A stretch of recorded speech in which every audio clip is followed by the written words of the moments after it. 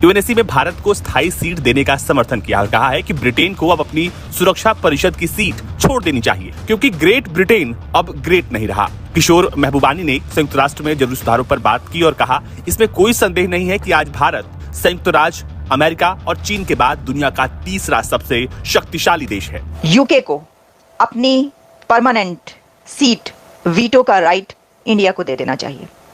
क्योंकि इंडिया का ये हक बनता है कि वो यूनाइटेड नेशन सिक्योरिटी काउंसिल का परमानेंट मेंबर बने। और ये कहा है UNSC, United Nation Security Council के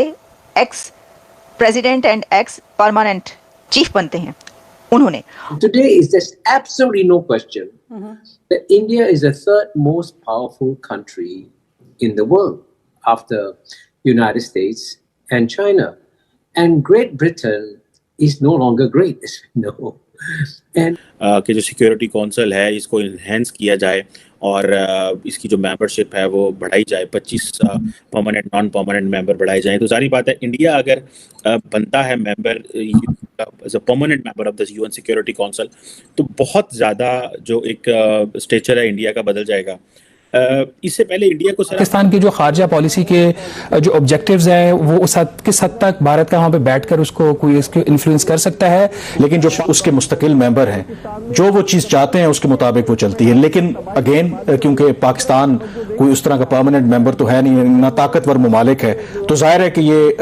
बहुत से ऐसे मामलात जो अक़वाम मुत्तहिदा की सलामती काउंसिल में जाते हैं उसका पाकिस्तान को नुकसान भी हो सकता है। अगर लेट्स सपोज हमारा neighbour country India United Nation Security Council का परमानेंट मेंबर बनता है तो उसे पाकिस्तान को क्या नुकसान या क्या फायदा होगा? क्या पाकिस्तान की पब्लिक इस चीज से एग्री करती है या ये समझती है कि इंडिया को यूनाइटेड नेशन सिक्योरिटी काउंसिल का permanent member? Nation Security Council का अगर एक्स प्रेसिडेंट आपको ये कहता है दुनिया के सामने कि इंडिया इस वक्त बहुत ज्यादा हकदार है सिक्योरिटी काउंसिल की परमानेंट सीट का, और यहाँ तक कि यूके को ये चाहिए कि वो अपनी सीट ऑफर कर दे इंडिया को, तो ये एक बड़ी खबर है। यही बात नहीं, उन्होंने कहा है कि India third most powerful country of this world है,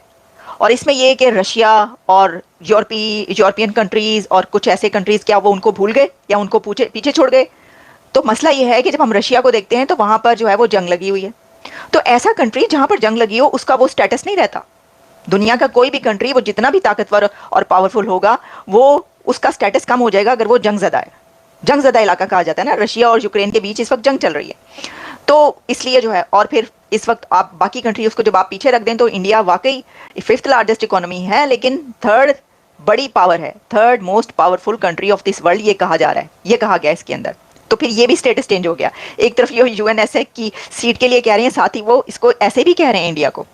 तो देखिए जो यूनाइटेड नेशंस की सीट्स हैं उसमें 5 परमानेंट मेंबर्स होते हैं, उनको पास वीटो पावर होती है,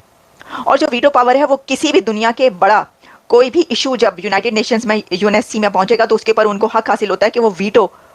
पावर यूज करें, और अगर कोई रेजोल्यूशन पास हो रही है उसको नल एंड वॉइड कर दें। अगर कोई नल एंड वॉइड हो रही है, उसके ऊपर किसी किस्म का कोई तनाज़ा है, कोई कॉन्फ्लिक्ट कुछ भी चल रहा है, तो उस कंट्री को जो कि परमानेंट मेंबर हैं 5, उनको ये राइट हासिल है कि वो अपना वीटो यूज करें और अपने मुताबिक जैसे वो समझते हैं वो करें। अच्छा, अब ये एक बहुत बड़ी ताकत है वीटो पावर होना, और दुनिया की जो बड़ी पावरफुल कंट्रीज हैं, सुपर पावर्स हैं, उनके पास है, ये जानते हैं आप। तो उसके अंदर यूके को किस लिए कहा गया? सोचने की बात यह है कि बंदा ये पूछे कि भाई आपने यूके क्यों कहा, ठीक है ना, कि बाकी कंट्रीज भी वहां पर हैं, यूएस भी है वहां पर, जो है जितने भी कंट्रीज हैं, चाइना भी, आपने उनको क्यों नहीं कह दिया? तो इसके अंदर ये बात है कि जो यूके है उसने 30 ईयर्स में अपना वीटो का हक इस्तेमाल ही नहीं किया। तो अगर कोई कंट्री वीटो पावर रखता है, परमानेंट मेंबर है, तो उसको कभी ना कभी तो अपना वीटो पावर कहीं ना कहीं यूज करना चाहिए ना। कोई वहां पे रेजोल्यूशन आती है उसमें आपने येस और नो करना है, तो आपको अपना वीटो पावर यूज करना चाहिए क्योंकि यही तो आपके पास ताकत है। तो ये भी बात कही जा रही है कि ये तो नाकारा हो गया है। अच्छा, अब जो कंट्रीज वो यूज नहीं करते, जैसे कि यूके है, यूनाइटेड किंगडम है, ये एक बहुत सॉलिड रीजन है। ये मैं ये समझती हूँ कि अगर कोई कंट्री ऐसा करे और 30 ईयर से उसने अपना वीटो पावर यूज नहीं किया तो ये सॉलिड रीजन है। वैसे अगर आप किसी को कहेंगे कि कोई छोटा कंट्री है या इंडिया, हम ये नहीं कह सकते कि जी वो हिंदू हैं इस वजह से उन्होंने सपोर्ट किया इंडिया को, या फिर वो क्योंकि